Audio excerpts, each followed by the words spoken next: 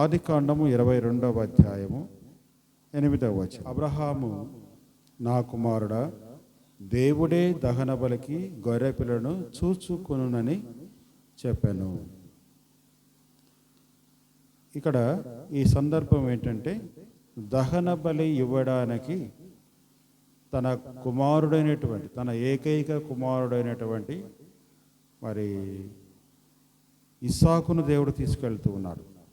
తన కుమారుడైనటువంటి ఇస్సాకును బలి ఇవ్వడానికి మరి అబ్రహాం తీసుకెళ్తున్నాడు. ఆయన అంటున్నాడు, నా కుమారుడా, దేవుడే దహన బలికి గొర్రెపిల్లను చూచుకొనునని చెప్పాను.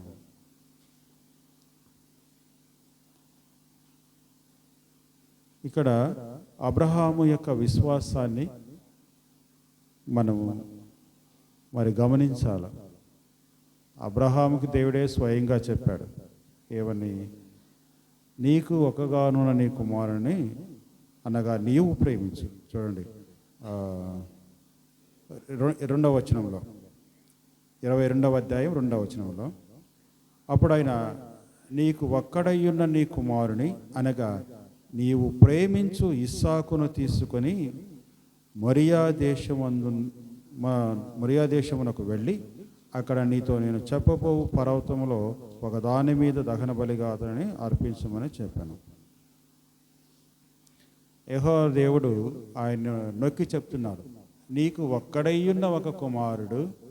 తర్వాత ఏమంటున్నాడు, నీవు ప్రేమించు కుమారుడు. నీకు ఒక్కడే కుమారుడు, మళ్ళీ నువ్వు ప్రేమిస్తున్నావు. ఎందుకంటే మరి వృద్ధాప్యమందు పుట్టినటువంటి కుమారుడు కాబట్టి అతన్ని ఎక్కువగా ప్రేమిస్తున్నావు.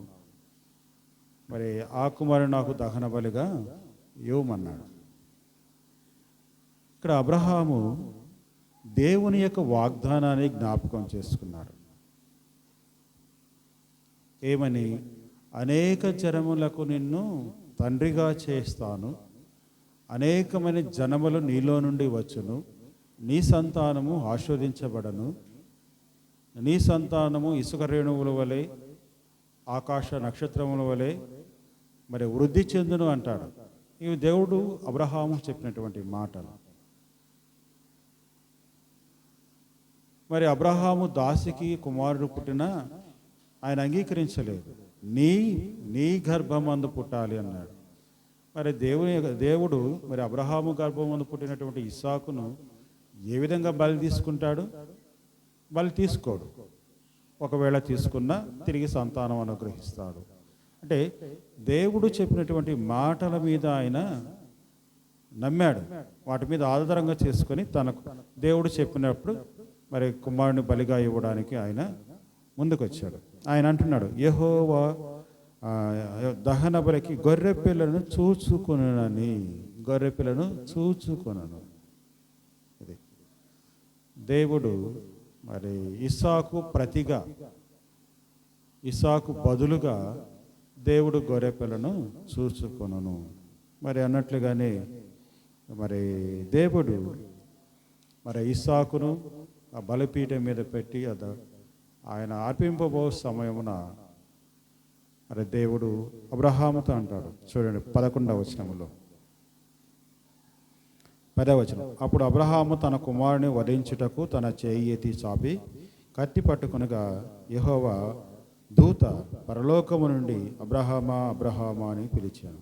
అందుకు అతడు, చిత్తము ప్రభువా నేను. అప్పుడు ఆయన, ఆ చిన్నవాని మీద చేయి వేయకము, నీవు అతనిని ఏమీ చేయకము, నీకు ఒక్కడయ్యున్న నీ కుమారుని నాకియ్య వినదీయలేదు గనుక నీవు దేవునికి భయపడువాడవని ఇందువలన నాకు కనపడుచున్నదని చెప్పాను. అప్పుడు అబ్రహాము కనులెత్తి చూడగా పొదలో కొమ్మలు తగులుకుని ఉన్న ఒక పొట్టేళ్ళు వెనుక తట్టున కనబడను. ఇది ఇక్కడ దేవుడు మరి అబ్రహామును పరీక్షించాడు. కేవలము పరీక్ష మాత్రమే.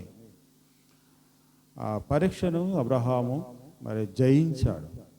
అబ్రహాము పరీక్షను జయించుకున్నట్లుగా అబ్రహాము ముందే చెప్పాడు, యెహోవా దహన బలి కొరకు గొర్రె పిల్లను చూచుకొనెను. మరి పరిశుద్ధాత్మ దేవుడు మనకి హెచ్చరిస్తున్నాడు, మనకి జ్ఞాపకం చేస్తున్నాడు. యెహోవా దేవుడు మన పాపములకు బదులుగా యేసుక్రీస్తు ప్రభువుని ఆయన చూసుకున్నాడు. మన పాపములకు బదులుగా శిక్ష అనుభవించడానికి యెహోవా దేవుడు యేసు ప్రభువును చూసుకున్నాడు. ఎందును బట్టి తన స్వరూపమందు తన పోలికలో మానవుని నిర్మించినాడు గనుక, అంటే దేవుని యొక్క ప్రేమ మానవుని మీద ఉంది. ఇక్కడ అన్నాడు కదా, నీకు ఒక్కడయ్యే ఒక కుమారుడు, నీవు ప్రేమించు కుమారుడు. అలాగ దేవుడు మానవులమైనటువంటి మనల్ని కూడా ఆయన ప్రేమించాడు, ఆయన తన పోలికలో చేసుకున్నాడు. కాబట్టి మనం నశించిపోవుట లేదంటే నరకానికి వెళ్ళుట దేవునికి ఇష్టము లేదు. మనం నశించుట దేవునికి ఇష్టము లేదు కనుక తన కుమారుని నలుగుగొట్టుటకు యెహోవాకు ఇష్టమాయను అని చెప్తున్నారు. ఇక్కడ పరిశుద్ధాత్మ దేవుడు మనకు తెలియచేసేది ఏంటంటే, యెహోవా నిన్ను ఏర్పరచుకున్నాడు, నిన్ను ఏర్పరచుకున్నాడు. యెహోవా నీవు ఆరాధించుట కొరకు ఆయన నిన్ను ఏర్పరచుకున్నాను. ఇది నిన్ను యెహోవాను ఆరాధించడానికి మనల్ని ఏర్పరచుకున్నాడు. మనలో ప్రతి ఒక్కరిని కూడా ఆయన ఏర్పరచుకున్నాడు. కాబట్టి ఈ దినం ఆయన సన్నిధికి రాగలిగినాం, ఆయన వాక్యం వింటున్నాం, పాటల ద్వారా ఆయన స్తుతిస్తున్నాం, గణపరుస్తున్నాం. యెహోవా మనలను చూసుకొనెను. దేని కొరకు? దేవుని ఆరాధించడానికి మనం చూసుకున్నాడు. ఆ ఆరాధించడానికి వచ్చేటువంటి ఏమంటారు ఆటంకాలను కూడా భరించడానికి కూడా దేవుడు మనల్ని చూసుకున్నాడు.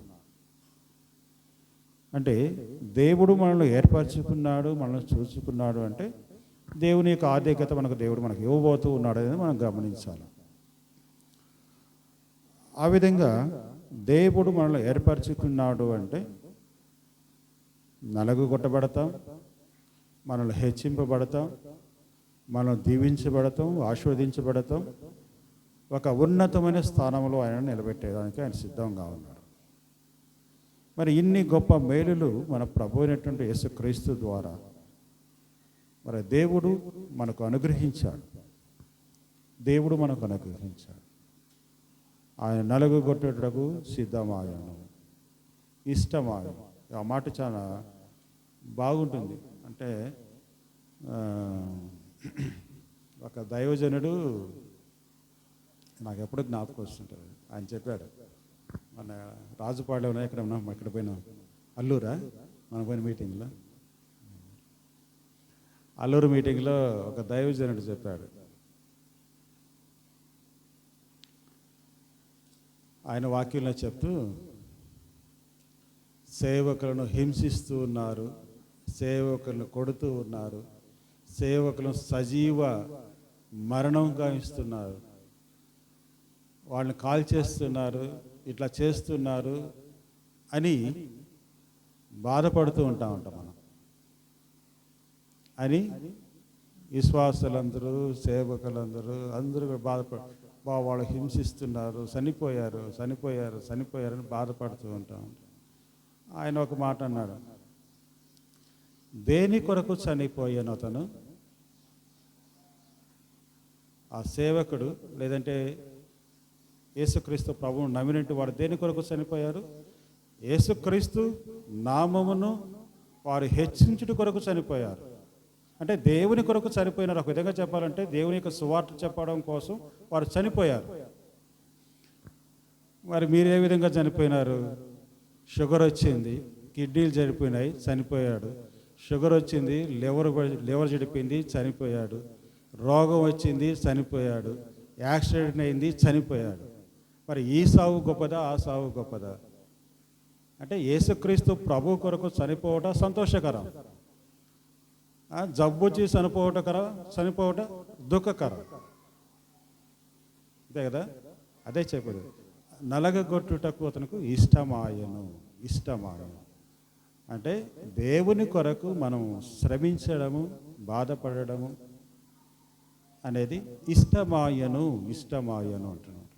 ఆ విధంగా దేవుడు మనకు చేసినటువంటి ఈ గొప్ప మేలులను బట్టి మరి మనం అందరం కూడా ఆత్మతో సత్యముతో ఆరాధించడానికి పరిశుద్ధాత్మ దేవుడు మనకు సహాయం చేయనుగాక.